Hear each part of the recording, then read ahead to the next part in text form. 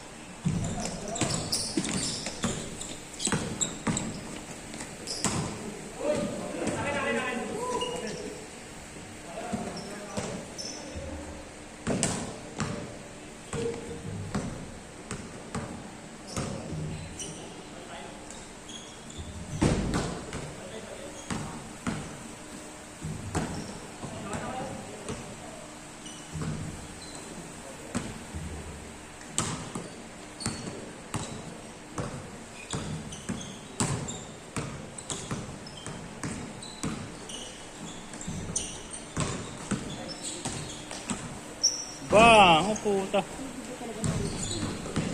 Ha? Ganda ng release nito. Ah.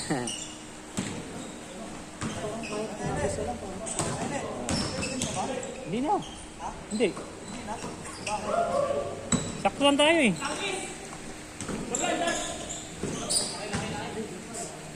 Larong-laro eh.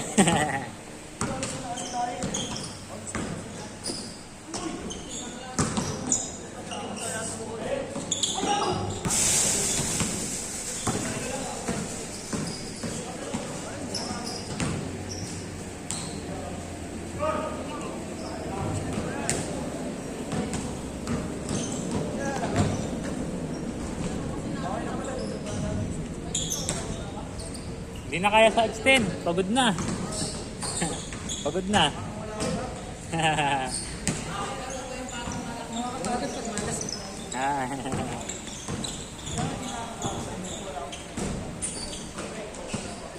ano, babang Baka nangangan ng konti siguro. may iwan ko. Ha? May iwan yung bola. Wala dun sa ano, sa rubber race talaga na court. Iba yung talbog ng bola. Hindi ganito. Hindi, sa mga napaglaro ko ng mga nakarang araw. Yung hindi ganito yung sahig, iba yung talbog ng bola, ang kulit. Hindi naman sa ito. Hindi din siya magaan. Parang nagkakaiba yung gravity. Ewan ko bakit eh.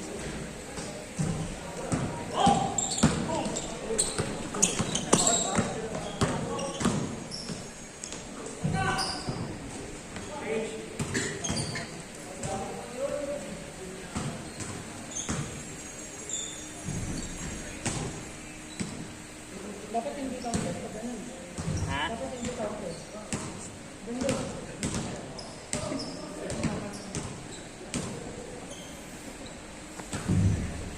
Kasi sa pinaglalaro ko sa Mandaluyong, 10 minutes per game eh. Wala tigil-tigil, walang ganyan-ganyan labas-labas. Dire-diretso. Minsan lang maglabas, pero talagang dire-diretso. Parang mamamatay doon eh. Wala rin masyadong mawala. Wala masyado. Kasi mga ano din yung mga laro, mga super competitive din. Nagdadakdakan pa nga eh. Talagang mga adult din maglaro. Oo. Yung mga kalaro yung mga above average yung height. Ano, hindi tumatawag yung mga counting bola. Ah. Grabe competitive doon. Ako nga yung maliit lang yun eh. 2-1 na laruan ko doon eh. Sa ibabaw ako.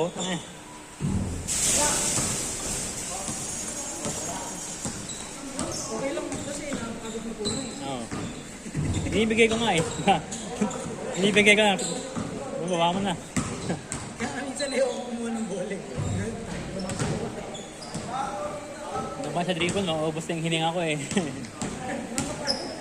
Yung lahat nakatingin sa'yo.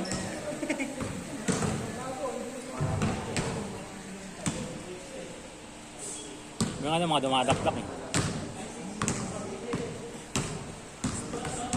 Ayun yung mga ano, sarap pa sana nga dito. Dumadakdak doon. Alam mo yung mga katawan mo na ano, parang mga dating varsity type yung katawan na.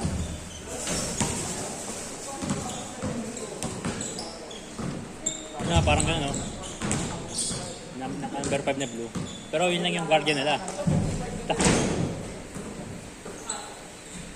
Guardian yun, no? Sentro dito sa... So, pag nagbabantayan ka ng asawa bantay, hindi ko na makita yung kampi ko eh.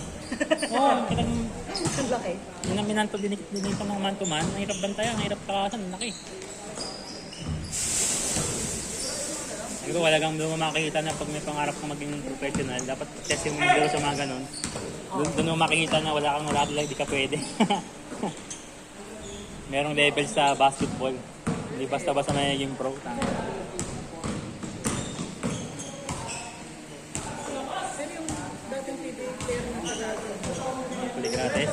Malaki yun. Maano kayo? Maano ka na parang kaya eh. Oo, malaki yun. Kasi di ba hindi naman siya nag-varsity sa atin. Ah. Talagang nakilala lang siya sa amin. Kano siya varsity sa Cebuano, sa Visayas? Oo, tapos parang nung nandito siya, parang liga niya. Oo. Parang hindi ka maano, no? Parang sabi, ay, kaya ko to. Kaya eh. Oo, pero hindi. Hindi talaga. Hindi. Tsaka yung laki niya kasi ano, palakad. Oo, kalapad. Hindi siya yung ano, matangkat na payat. Oo. Totally na mas Ganon, ganon. Tapos guardia lang yun. Oh, Dragon. pagbabantayan mo, para kang pagbabanggain ka na nun, lilipad ka eh. Ano nga siya dati, di ba? Parang si Willie Miller na underrated. Ganon, no? Kaya sila na lang. Nawala lang bigla yun eh. Best player pa natin, nawala bigla. Kasi sa PBA kasi, tika kasi doon. Ano siya eh? Nung napunta siya ng Toronto, text siya siya ng... Hindi, nagtangontek siya. Tapos napunta siya ng Tia. Sa India, nalito. Galing yun. Nilay balik gratis. Nag-best player pa nga yun sa first game niya sa PBA eh. Oo, kasi kanya parang ano. Tapos Talagang kinukumpara talaga natin yung Willie Miller. tapos biglang nawala. Kasi Ito PBA, sa bagay yung panahon niya kasi kata ng mga guardias. nawala kasi sa PBA kasi pagkitekahan kasi doon. Kailangan din, ano eh, gusto ka ng management. Oo. Kumagay, Terence Ross na eh. Di ba? Wala. Oo eh. Ganun. Pero si Paulie doon pa rin, diba? Nagkakalat. Sa Magnolia pa rin, nagkakalat Paulie. Wash na nga yun eh. Wash na tiyan na wash. Paulie, wala nang ano, wala nang bitaw. Wala ganyan lang, 2 points, 4 points. Oo, ba't sa Magnolia pa rin yun? Nagkaro nga, doon pa rin, lakas pa rin eh. Si Paulie, wala na yung prime na ano, yung score, lethal weapon, wala na, protect. Ayun talaga yung ano eh. Pag ito, kaaway din ng mga athlete, kung pag na-injury ka, wala talaga. Para siyang ano eh, para siyang yung dating Don. Ganon yung pag mapipigilan ka na sa all-out na injury na. Hindi iba talaga yung play style mo. Yun din dati si Don. Buti na, yung mga pa sa kanila eh. Kasi mga ano kasi sila, mga star value kasi sila. Yung mga, pero yung mga bench warmer. Pero ano eh, mawawala lang mga yan kung yung mga bata nagpadala ng BBB. Kung dito lumaro sila keeper. Wala eh. At lahat yun, lahat wala. Wala nga eh, parang last batch ng UAAP. Si Xavier lang ata yung ano eh.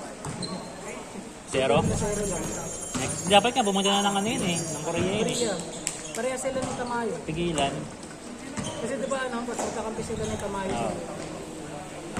Si Richie nga, buti rin. Hindi yata siya, pwede siya ano. Japan na ata siya eh. Pwede nga hindi siya mag-i-strive dun eh. Pero. Ay, sige. Ilan kayo? Dalawa.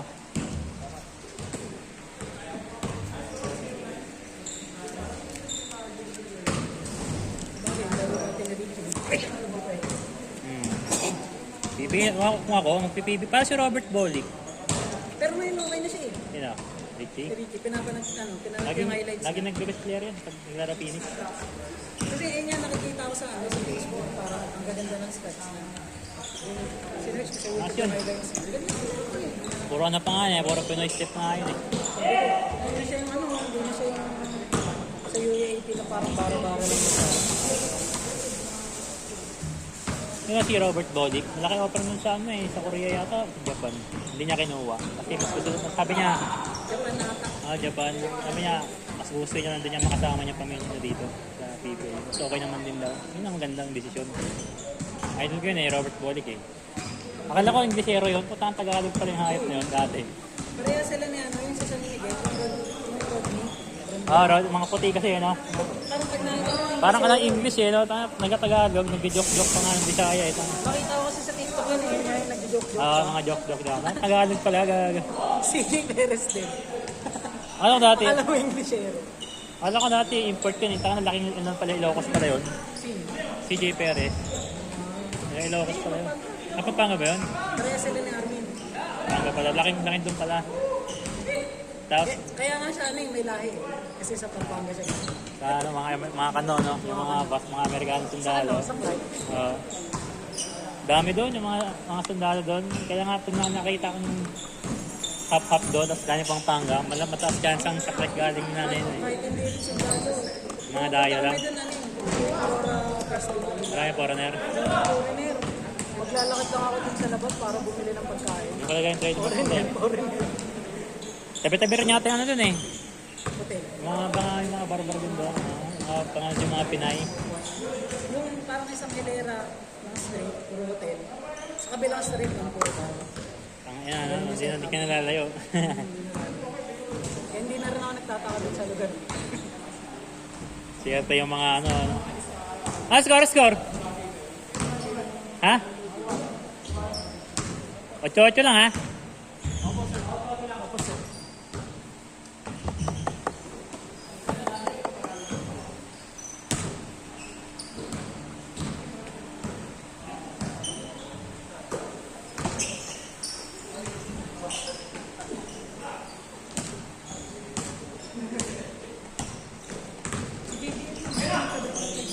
Sino? Alan Gomez. Ayan nyo. Buti nga, nandito yun eh. Kaya nga, alam ko may order na din sa kanya yung Korea. Dalawa sila lang di ba magkapatid yun? Yung isa parang bar na yung isa eh. Kapatid na. Sinamot-nood na. Parang ano nga eh, parang... meron pa yung isa, isang kambal sa ano. Sa PBA din. Yung isa shooter kasi yung isa parang bayo. Emerald. Ayun, yung General. Isang shooter kasi isang... Parang nadala lang eh, no? Mayaman lang eh, kaya nag-basketball na lang eh, walang nagtrabaho eh. Sabi mo nga, politika kasi. Di ba? Kakit eh. Wala naman mga laro eh, di ba? Tapos, sino pa yung mga malakas, yung pa yung mga wala.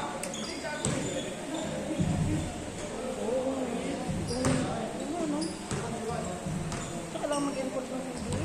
Lalo na sa pasahod na lang. Kaya nga eh. Parang napag-iwanan na eh, no?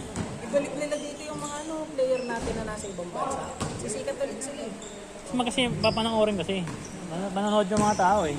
Sila, lagi naman sila abando. Sila Reynolds. Dwight Ramos, Kai Toto. Parang madaya pag naglaro si Kay. Uy, Junmar nga eh. Isa pa yun yung San Miguel. Madaya din yung hype ng team na yun eh. Si Junmar, nasa college pa lang. Alaga niya ng SMB yun. Cebu pa lang, alaga niya nila yun. Sinigurado na lang walang ibang kukuha doon.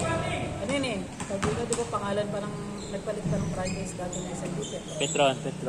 Inalagaan na nila eh. Hindi po, Parang ano, wala pa sa PBA yun. Nakita agad sa Cebu. Inalagaan na agad nila yun. parang second year college pa lang. Oo.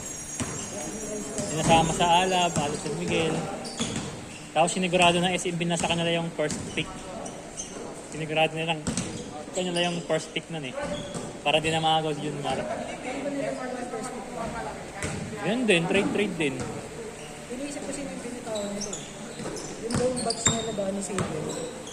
Hindi. Tag dito.